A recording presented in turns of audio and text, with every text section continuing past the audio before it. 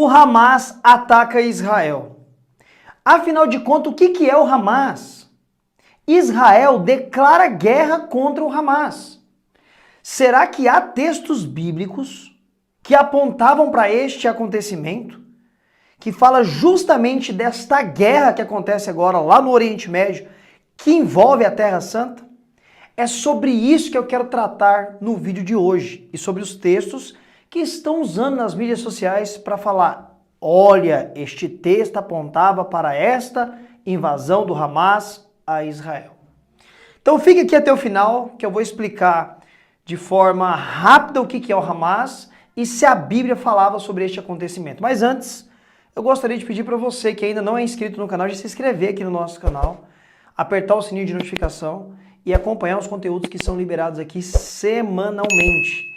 E um grande detalhe, o inscrito do canal que mais comenta e compartilha os nossos conteúdos ao longo do mês, eu e minha equipe vamos localizar você e te mandar um presente. Tendo dito isto, eu quero tratar então, neste vídeo de hoje, sobre estes acontecimentos que envolvem a Terra Santa. E eu gostaria primeiro de tratar a grosso modo o que é o Hamas.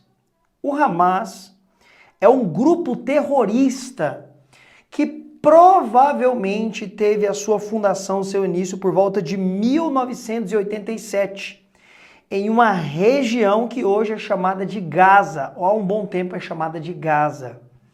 Essa região fazia parte do território de Israel, mas por volta de 2005 a 2006 ali, Israel acabou cedendo esta faixa etária de terra, né, aos líderes palestinos, né, a autoridade palestina. E este é um grupo armado terrorista que tem uma única finalidade, assim como muitos palestinos, de ter um Estado palestino. E eles levam à letra a sua carta de declaração, que seria uma interpretação do Alcorão. O que eles creem, acreditam e pelo que eles lutam.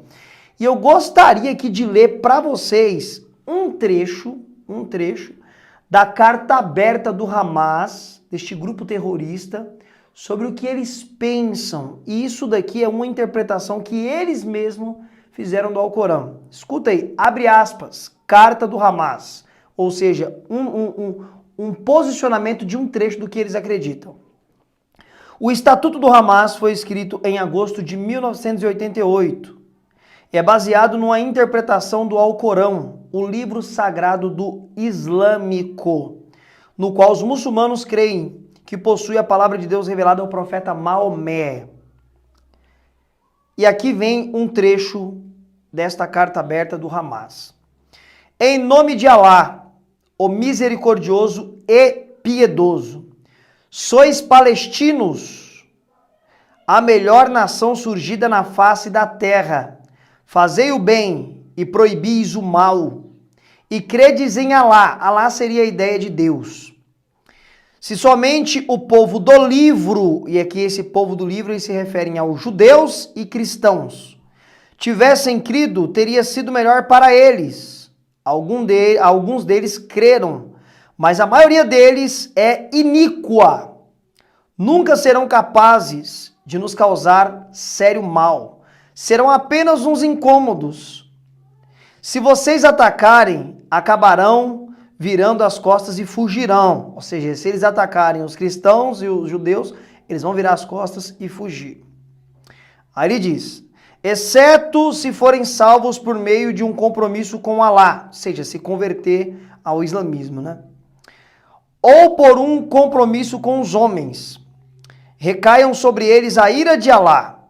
E se a sina deles é a desgraça, porque recusaram as indicações de Alá e erradamente mataram os profetas, se referindo aos judeus, e por serem desobedientes às transgressões do Alcorão, aí aqui serem desobedientes às transgressões, aqui então é a citação ao Corão, capítulo 3, a Sura 110 a 112.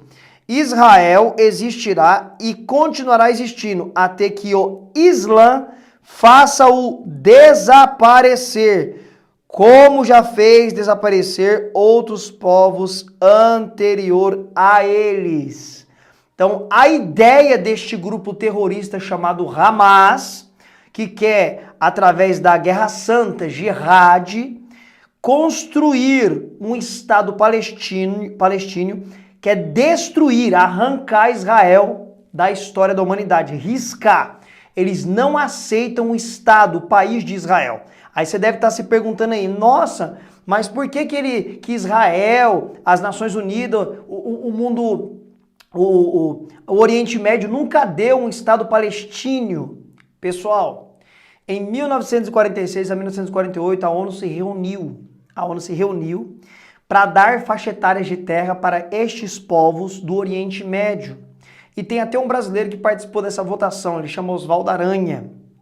E naquele contexto é cogitado e dito e afirmado por muitos que a ONU mandou olheiros lá no Oriente Médio, na onde que hoje nós chamamos terra de Israel, Cisjordânia, Gaza, toda aquela região, e mandaram eles irem de cidade em cidade, localidade em localidade para ver em cada região qual grupo que habitava mais. Aí, no grupo da Cisjordânia era mais árabe, mais palestino, não é árabe. No grupo ali de Israel, Jerusalém, mais judeu. Então, vamos dividir. E a ideia ali em 1948 foi era que se fosse dividido, aquilo que foi dado para Israel seria Israel, e o resto que não era para Israel, que era para os palestinos, seria então o Estado palestino. Israel aceitou a proposta e fez a sua independência. No outro dia dessa votação da ONU, próximo a essa votação da ONU, os países árabes e vizinhos palestinos ali de Israel declararam guerra a Israel. Então eles já tiveram oportunidades de terem um Estado palestino, mas eles querem tudo, eles querem riscar Israel do mapa, eles não aceitam o Estado de Israel. Só que esses daqui que eu tô falando são os radicais, tá? Porque muito palestino e muito árabe, que palestino é uma coisa, árabe é outra e fica para outro vídeo, eles aceitam então a boa convivência com os israelitas. Bom, isso aqui foi só um pano de fundo para falar sobre o Hamas e essa loucura que eles têm de riscar Israel do mapa. Eles não querem apenas um Estado palestino, eles querem riscar, eles querem todo o território de Israel. Essa é a loucura da guerra deles.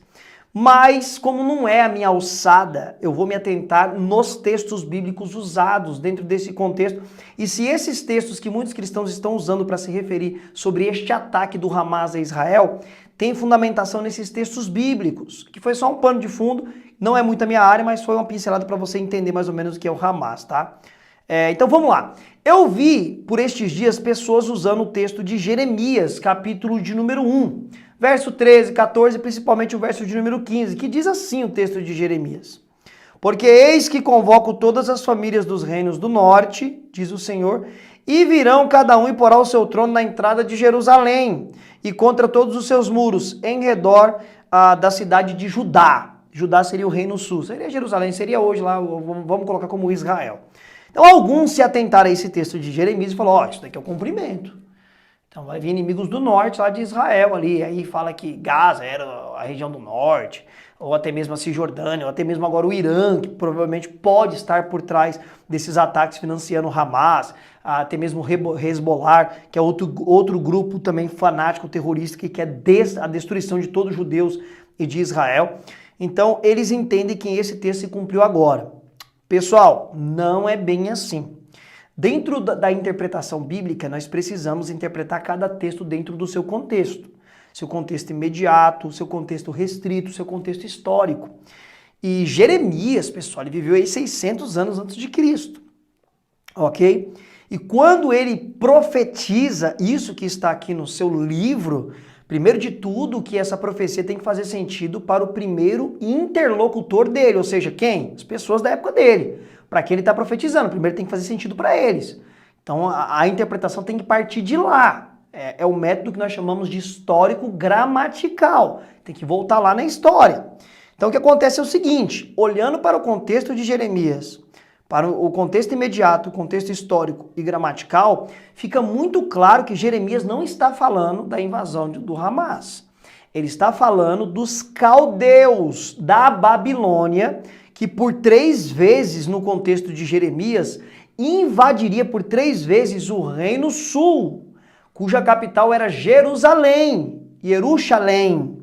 A primeira invasão por volta de 603 a 605, a segunda invasão por volta de 597 e a mais conhecida invasão do rei da Babilônia, que se deu por volta de 586 a 585, quando o templo de Jerusalém foi destruído. É sobre isto aqui que Jeremias está tratando. Eu não posso pegar esse texto e aplicar para a invasão do Hamas agora. Isso aqui é impensável.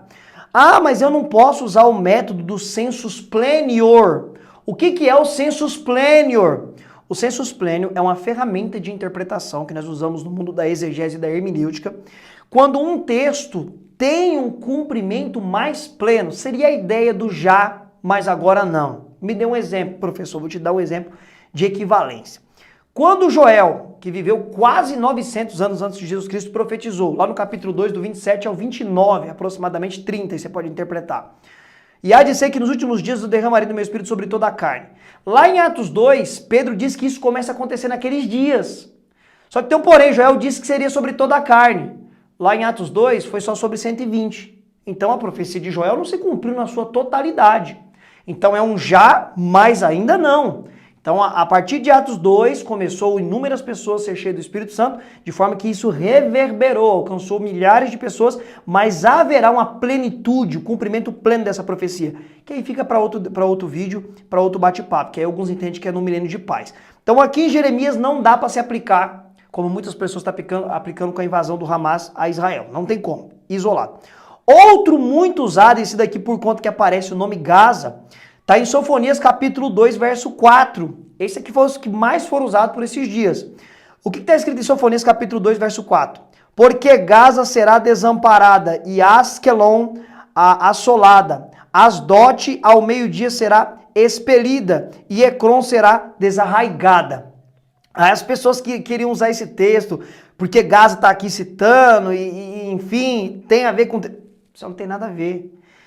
Sofonias, ele também é levantado no contexto ali próximo a Jeremias para falar da queda do reino sul, que a Babilônia vai vir destruir. Mas aqui ele está impetrando um juízo de Deus sobre essas cidades também, que fazia parte até ali do próprio Israel nesse contexto. E outra, nesse contexto aqui, talvez isso daqui é uma interpolação de interpretação, ou uma interpolação de transliteração. Porque, na verdade, a cidade de Gaza, hoje, na época de Salomão, seria a terra dos filisteus. Até mesmo na época de Jesus Cristo, que possivelmente pode ter sido chamado de Gaza, ainda era tido como a terra dos filisteus. E aqui, simplesmente, esse texto está falando que essas cidades, esses povos que habitam nessas cidades, deixarão de existir. E exatamente na cidade de Gaza, que era a região dos filisteus, eles não existiram mais. Esse povo não existe mais, os filisteus. Então esse texto já se cumpriu, não tem nada a ver com a invasão do Hamas a Israel. Não tem noção, não tem cabimento. Aqui está falando que eles serão destruídos, nem está falando que eles vão invadir Israel. Porque aqui, principalmente, Gaza fazia parte da região que hoje é chamada de Israel. Então também descarta. Olhando para a Bíblia, então existe um texto que dá para se interpretar e aplicar como o cumprimento de uma profecia que está acontecendo agora em Israel? Tem uma possibilidade, essa que eu até consigo concordar. Qual texto então se encaixaria para este momento agora que Israel declara guerra ao Hamas? Detalhe, ele não declarou guerra aos árabes, não declarou guerra aos palestinos, declarou guerra a uma facção terrorista chamada Hamas, ok? Seria Mateus 24. E o que está lá em Mateus 24, pessoal? Jesus, ele afirma aqui, no verso de número 6, e ouvireis de guerras e rumores de guerras, olhai e não assusteis, porque isso é necessário que aconteça, mas ainda não é um fim. Então, pessoal, preste muita atenção. Aqui em Mateus 24, é o sermão escatológico de Jesus, ele respondendo 3 perguntas dos apóstolos. Eles acabaram de sair do templo, eles mostram aquele templo glorioso que Herodes demorou mais de 50 anos para embelezar e enfeitar. E Jesus Cristo fala assim, não vai ficar pedra nenhuma aí, tudo vai ser derrubado. Aí, em um lugar à parte, está escrito aqui em Mateus 24, que os apóstolos, os discípulos perguntaram quando iria acontecer aquela destruição do templo, né? Quando acontecerão essas coisas? Quais os sinais da sua vinda e como será o fim do mundo? Então eles fazem 3 perguntas. Destruição do templo, sinais da vinda de Cristo e o fim, ou seja, a forma que ele vai vir. E Cristo vai responder aqui em Mateus 24 de forma alternada, não vai responder de forma progressiva ou de forma ordenada. Então ele vai falar ali sobre a primeira destruição do templo, para quem estiver no campo não volte para casa, para que isso não acontecesse no sábado, para que isso não acontecesse no inverno, isso daí aconteceu no ano 70. Tito Vespasiano destruiu o templo de Israel. E depois, então, ele vai comentar aqui sobre o princípio de dores, aquilo que anunciaria e aconteceria antes da sua vida. Ele fala sobre rumores de guerras e guerras. E é exatamente nesse contexto que se encaixa o que está acontecendo agora em Israel. Nós já estamos vivendo um contexto de guerra, Rússia contra a Ucrânia, e agora não é nem mais rumor de guerra, agora é uma guerra declarada que Israel faz a um grupo terrorista. E isso está sendo cogitado por alguns especialistas em guerra mundial, e aqui eu não quero colocar medo em ninguém, nem ser um alarmista e nem ser um sensacionalista. Muitos estão cogitando que isso pode ser comparado com o Pearl Harbor. O que foi o Pearl Harbor? Acho que a minha pronúncia nem tá correta. Foi quando o Japão, na Segunda Guerra, de forma totalmente sem avisar, o aviso prévio, atacou uma ilha dos Estados Unidos. Os Estados Unidos entrou na Segunda Guerra Mundial e foi tudo aquele furdum que nós já sabemos que aconteceu. Pode ser que o que aconteceu agora em Israel tenha desdobramentos que entre para a Terceira Guerra Mundial, que alguns interpretam como o Armagedon, ou a Guerra Final. É uma possibilidade, tem profecia sobre isso, está se cumprindo em Mateus 24, e é o que eu consigo entender à luz dos textos bíblicos. Descarta Jeremias, já aconteceu, descarta Sofonias, já aconteceu, mas Mateus 24 ainda está acontecendo. Pode ser que isso entre para uma escalada e se desdobre para a Terceira Guerra Mundial, e quem sabe não é o Armagedon. Se for, Maranatas, ora vem, Senhor Jesus, o nosso encontro está próximo com o nosso Senhor. E você? O que você pensa sobre isso? Você gostou desse vídeo? Você gostou desse conteúdo? Deixe seu comentário aqui embaixo e oremos pela paz de Jerusalém. É o que diz o Salmo 122, verso de número 6. Ore não apenas pela paz de Jerusalém, mas também ore pela paz no mundo palestino, no mundo árabe. São vidas que estão sendo ceifadas e perdidas e muitas sem o conhecimento de Cristo. Deus te abençoe e até a próxima com a graça de Cristo Jesus.